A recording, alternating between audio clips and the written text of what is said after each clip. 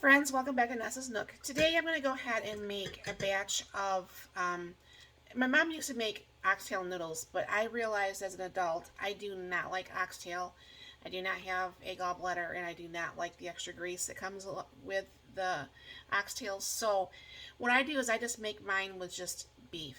So what I have is I have a video that I made a whole bunch of my homemade uh, egg noodles and I freeze dried them. And then I'm going to bring you down here. Now, obviously, this all depends. I mean, you could buy your own roast. You don't have to do it with a canned stuff, but this is some roast I just canned not too long ago. And so it's already pretty much pre-cooked, and it has some juice and stuff in there, which is always good. And then if you don't can, because a lot of people, I understand you don't can, you can also buy the onion soup mix, or you can do those onion soup packages like from Lipton or whatever. And I go ahead and I just put that in there. And then what I'm going to do is I have 2 cups of water here. And I don't know, let me bring you a little bit closer here, bring you up so you can see what's more in there. But I'm going to need to be able to cook noodles in this too, so I'm going to go ahead and dump in, that's about 1 cup. Yeah, I'm just going to go ahead and do the 2 cups. So I'm going to do the 2 cups of water. Just give this a little bit of a stir. And like I said, the beef is already cooked and stuff, so this doesn't have to cook very long together. But I do like the taste of it being cooked together with the onions in this. So what I'm going to do is I'm going to go ahead and just put this on just for the 10 minutes on my 3-quart. And this will come up to pressure, and I will probably let it manual release or release by itself. And then I'm going to go ahead and add my homemade egg noodles to this. And then I don't know for sure if I have told you guys this. Let me pull it out real quick. I know you guys think that I only use instant potatoes, but when I do actually do potatoes up, this is how I will store my extra potatoes. This is just one of those plastic containers, and this is a quart bag, and I just vacuum seal it. Once it starts to get, so it's not going to crush the plastic, I stop it, and I just seal it. And then this stays very good in the freezer for quite a while. So today we're going to actually have real mashed potatoes. I just have to warm this up. Actually, just put some more butter and milk in here. These will come back just like regular, and I'll show you that step when I get to that also. Alright, so what I'm going to do is go ahead and cut this plastic off here.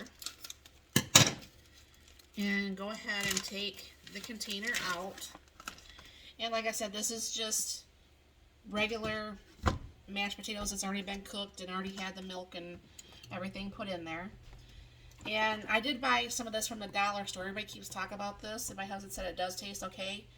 I wanted to see before I actually bought some of it. This has got a pretty good shelf life of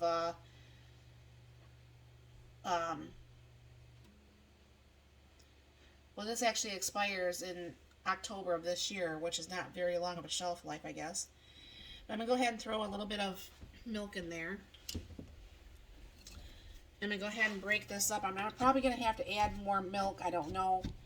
Each time I make this, you never know how much milk or butter or whatever that you're going to need. And then I don't know for sure if I did say on the meat. If you are starting off with fresh meat, I like to actually do mine in the Instant Pot for about an hour, because I like meat to absolutely just pull apart, and it's just nice and just super nice. So if you start off with fresh meat, obviously you're not going to be cooking it for the 15 minutes. But that was already canned meat, so that's a totally different situation. And I'll just keep adding a little bit more milk to this. Once I get to the consistency, then I'll add some butter. And this will be the potatoes for tonight. And that will make it nice so you guys don't think that I only use just instant potatoes. I mean, I do once in a while peel potatoes and do a mash that way, but I really don't like mashing potatoes at all. So I don't. So I will bring you back once these potatoes are done and show you the next steps. Okay, I opted to get out my hand mixer to make this more into a fine mash like how you would if it was fresh.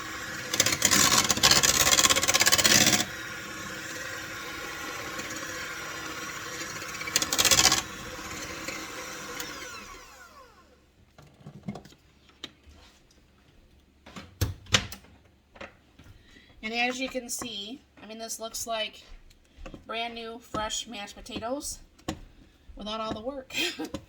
So I'll let that go ahead and keep warming up, and I'm going to go ahead and throw a little bit of butter in here, and I will be back. Alright, the time is up. I went and got the diverter so it doesn't get on my cabinets. And let out the steam. Obviously don't be in front of the steam because it's going to burn you. I'll come back as soon as this is actually out of steam here. You would not think that 3 quarts could actually hold so much pressure, but here we are. So as always, anytime that you're using an Instapot or a hot thing, open this up away from your face because all that steam can obviously burn you. And then what I'm going to do is I'm going to go ahead and put this on saute. I don't know for sure if I'll need, no, that should be more than enough. I don't know for sure if you can bring it a little bit closer and a little bit up so you can see. That should be fine. So what's going to happen is, because that's really nice and hot, I'm going to go ahead and break up some of the little bit bigger pieces of meat still. I refilled my salt and pepper. And with this meal, for whatever reason, I like a lot more salt with it. I don't get it, but whatever.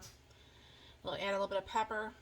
This was actually, probably growing up, this has to be hands down my most favorite meal my mom made. Now I'm trying to think, and yeah, I think I will. I don't know for sure if I told you guys I did actually freeze dry some of that gravy browning. I'm just going to put a little bit of that in there. Make it a little bit more brown, just prettier brown like that. Alright. And then, because this is on saute, so what I'm going to do is take some of my homemade noodles. I'm going to go ahead and put those in here.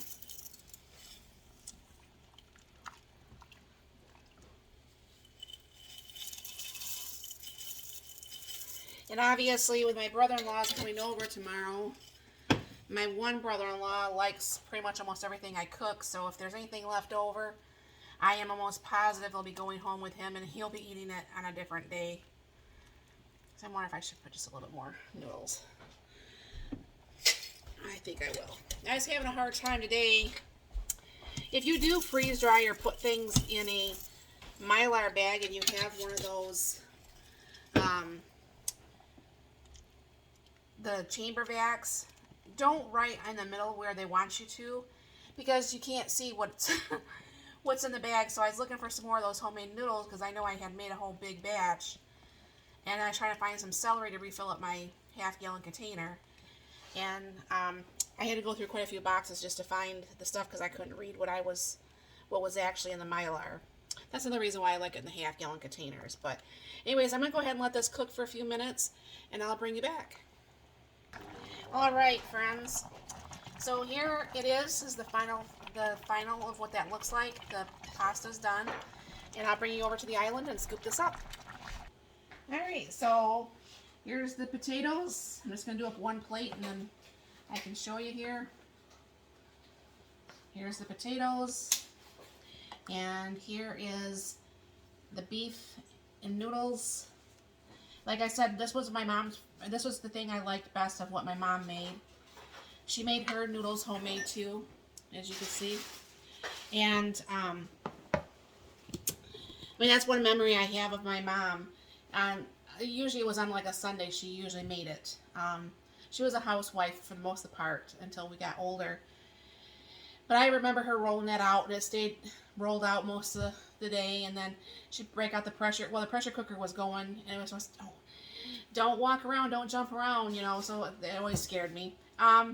But that's one thing that I enjoyed. That's one really good fond memory is this meal, and of course, I didn't ask her how to make it before she died.